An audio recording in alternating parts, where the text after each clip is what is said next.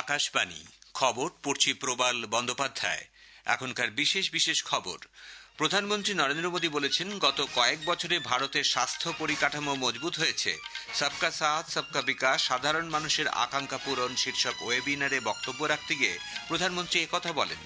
সংসদের বাজেট অধিবেশনের দ্বিতীয় পর্বে আজ উভয় কক্ষে টি-20 বিশ্বকাপ ক্রিকেটে চ্যাম্পিয়ন ভারতীয় দলকে অভিনন্দন জানানো হয়।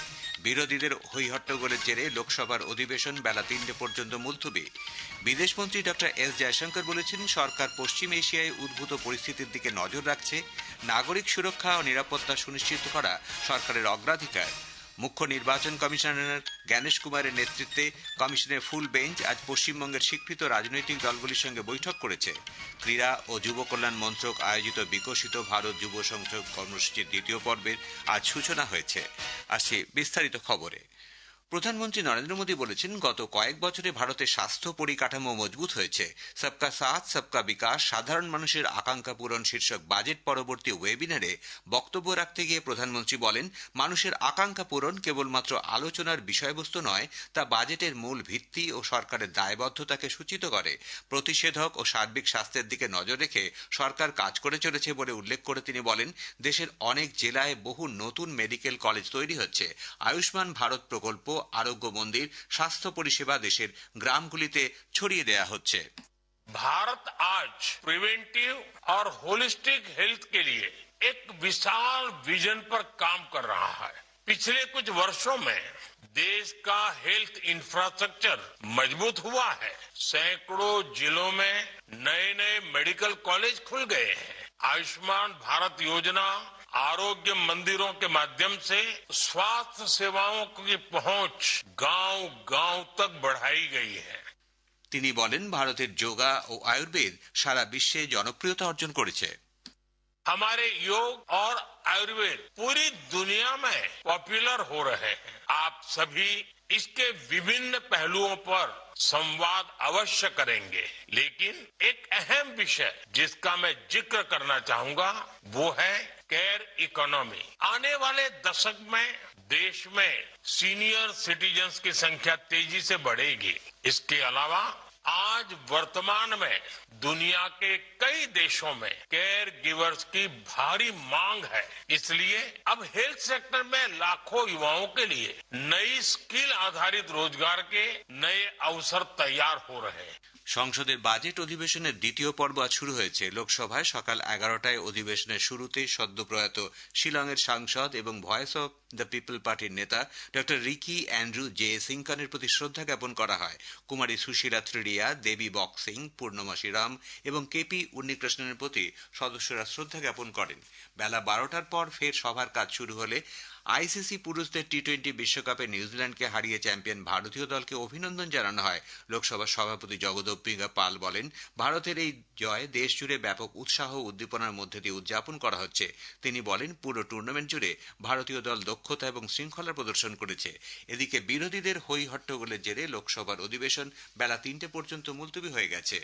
রাজ্যসভায় আজ আইসিসি পুরুষদের টি-20 বিশ্বকাপে নিউজিল্যান্ডকে হারিয়ে চ্যাম্পিয়ন ভারতীয় দলকে অভিনন্দন জানানো হয়। রাজ্যসভার চেয়ারম্যান সিপি রাধাকৃষ্ণন বলেন, পরপর দুবার এবং সব মিলিয়ে 3বার ভারত এই ট্রফি জয় করল। গোটা টুর্নামেন্ট জুড়ে দলের অভূতপূর্ব পারফরম্যান্স সকলকে আনন্দিত করেছে এবং গোটা দেশের ক্রিকেট প্রেমীদের কাছে তা গর্বের বিষয়।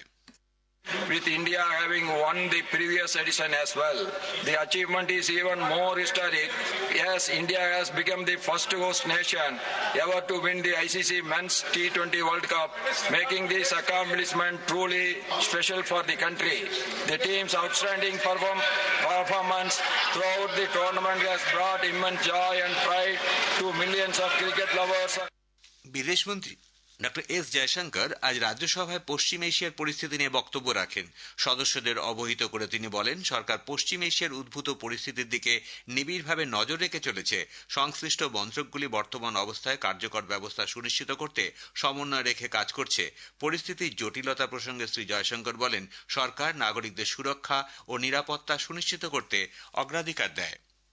India is in favor of peace and urges a return to dialogue and diplomacy. We advocate de-escalation, restraint, and ensuring the safety of civilians. 2. The well-being and security of the Indian community in the region is our priority. We will continue to work with the governments of the region towards that end. And 3. Our national interests, including energy security and trade flows, will always be paramount. I'm confident, sir, that the government has the full support of this august House on this matter.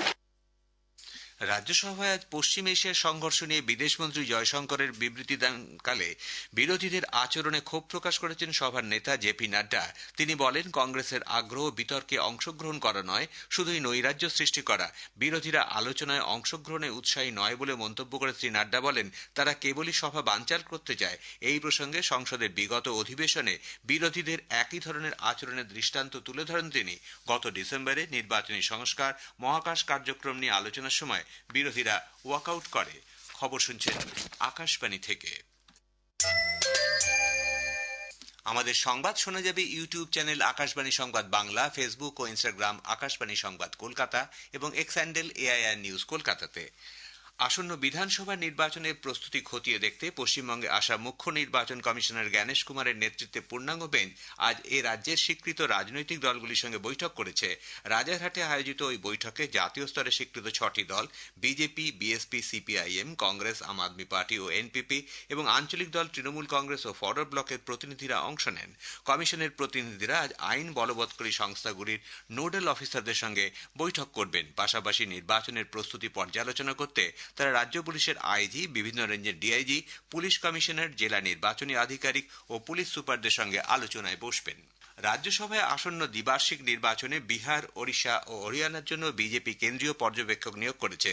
ছত্তিশগড়ের উপমুখ্যমন্ত্রী বিজয় শর্মা ও কেন্দ্রীয় মন্ত্রী হর্ষ মালহোত্রা বিহারে, গুজরাটের উপমুখ্যমন্ত্রী হর্ষ সাংভি হরিয়ানায়, মহারাষ্ট্রের মন্ত্রী চন্দ্রশেখর বাওনাকুলে ওড়িশার কেন্দ্রীয় পর্যবেক্ষক নিযুক্ত হয়েছেন। বিজেপির সর্বভারতীয় সভাপতি নীতিন নবীন আজ এদের নিযুক্ত করেন। অসামরিক বিমান চলাচল মন্ত্রক পশ্চিম এশিয়ায় উদ্ভূত পরিস্থিতির উপর নজর রেখে চলেছে। যাত্রীদের সুরক্ষা এবং সুশৃঙ্খলভাবে বিমান চলাচল সুনিশ্চিত করতে বিমান সংস্থাগুলির বর্তমান পরিস্থিতির পরিপ্রেক্ষিতে প্রয়োজনীয় ব্যবস্থা গ্রহণ করেছে। মন্ত্রক এক বিবৃতিতে বলেছে যে বর্তমান অবস্থা অনুসারে ভারতীয় বিমান সংস্থাগুলি আজকের জন্য 50টি ফ্লাইটের পরিকল্পনা করেছে। ইরানে প্রয়াত সর্বোচ্চ নেতা আয়াতুল্লাহ আলী খামেনেইর পুত্র মুজতবা খামেনিকে তার উত্তরসূরি হিসেবে মনোনীত করা হয়েছে। ইরানের রাষ্ট্রীয় টেলিভিশন ঘোষণা করেছে যে ইরানের আধা সামরিক গার্ড কোর এই নতুন নেতার প্রতি আনুগত্য জানিয়েছে। এতে বলা হয়েছে, আইআরজিসি সর্বোচ্চ নেতা মুজতবা খামেনির নির্দেশ অনুসরণ করতে প্রস্তুত এবং একই সঙ্গে তারা নির্বাচনকেও সমর্থন করে। ইরানের সঙ্গে যুদ্ধের জেরে 7 জন মার্কিন সেনা নিহত হয়েছে বলে মার্কিন প্রতিরক্ষা বিভাগ জানিয়েছে। গত রাতে ইরানের হামলায় আরও এক মার্কিন সেনাকর্মীর মৃত্যু হয় বলে জানায় মার্কিন সেন্ট্রাল কমান্ড। এদিকে ইসরায়েলের প্রতিরক্ষা বাহিনী জানিয়েছে ইরানের রেভলিউশনারি গার্ড কোর বিমান বাহিনীর সদর দপ্তরে হামলা চালিয়েছে। পশ্চিম এশিয়াতে উত্তপ্ত পরিস্থিতির প্রেক্ষিতে অপরিশোধিত তেলের দাম ব্যারেল প্রতি $100 ছাড়িয়েছে। গত শুক্রবার অপরিশোধিত তেলের দাম $92.6.9 থেকে বেড়ে $101.1 হয়। বাংলাদেশে তীব্র বিদ্যুৎ সংকটের কারণে ঈদের ছুটি এগিয়ে নিয়ে আগামী সোমবার থেকে সমস্ত সরকারি ও বেসরকারি বিশ্ববিদ্যালয়ে ছুটি ঘোষণা করা হয়েছে। বিদ্যুৎ ও জ্বালানি সাশ্রয় করার জন্যই এই পদক্ষেপ। ক্রীড়া ও যুব কল্যাণ মন্ত্রক আয়োজিত বিকশিত ভারত যুব সংযোগ কর্মসূচির আজ দ্বিতীয় পর্বের সূচনা হয়েছে। নতুন দিল্লিতে উদ্যোগে মেরা যুব ভারত মাই ভারতের মাধ্যমে বিকশিত ভারত 2047 গঠনে যুব সমাজের অংশগ্রহণকে সুনিশ্চিত করবে। জাতীয় রাজধানী অঞ্চলের 35টি কলেজ থেকে 10,000 ছাত্রছাত্রী এই প্রোগ্রামে অংশ নিচ্ছেন। ভারতীয় আবহাওয়া দপ্তর আজ হিমাচল প্রদেশের বিভিন্ন স্থানে তীব্র তাপপ্রবাহের পূর্বাভাস দিয়েছে। আইএমডি জানিয়েছে, আগামী দুদিন বিহার, ঝাড়খণ্ড, পশ্চিমবঙ্গ, সিকিম, জম্মু ও কাশ্মীর, লাদাখ, কেরালা এবং ভারতের উত্তর পূর্বাঞ্চলে বজ্রপাতের সঙ্গে ঝোড়ো বাতাসের সম্ভাবনা রয়েছে। শেষ করার আগে বিশেষ বিশেষ খবরের কিছু অংশ আবার পড়ছি। প্রধানমন্ত্রী নরেন্দ্র মোদী বলেছেন, গত কয়েক বছরে ভারতের স্বাস্থ্য পরিকাঠামো মজবুত হয়েছে। সবকা সাথ সবকা বিকাশ, সাধারণ মানুষের আকাঙ্ক্ষা পূরণ শীর্ষক ওয়েবিনারে বক্তব্য রাখতে গিয়ে প্রধানমন্ত্রী একথা বলেন। সংসদের বাজেট অধিবেশনের দ্বিতীয় পর্বে আজ উভয় পক্ষের T20 বিশ্বকাপ ক্রিকেট চ্যাম্পিয়ন ভারতীয় দলকে অভিনন্দন জানানো হয়। বিরোধীদের হৈ হট্টগোলের জেরে লোকসভার অধিবেশন বেলা 3টে পর্যন্ত মুলতবি। বিদেশমন্ত্রী ডক্টর এস জয়শঙ্কর বলেছেন, সরকার পশ্চিম এশিয়ার উদ্ভূত পরিস্থিতির দিকে নজর রাখছে। নাগরিক সুরক্ষা ও নিরাপত্তা সুনিশ্চিত করতে সরকারের অগ্রাধিকার। খবর শেষ হলো, এরপর শুনুন স্থানীয় সংবাদ।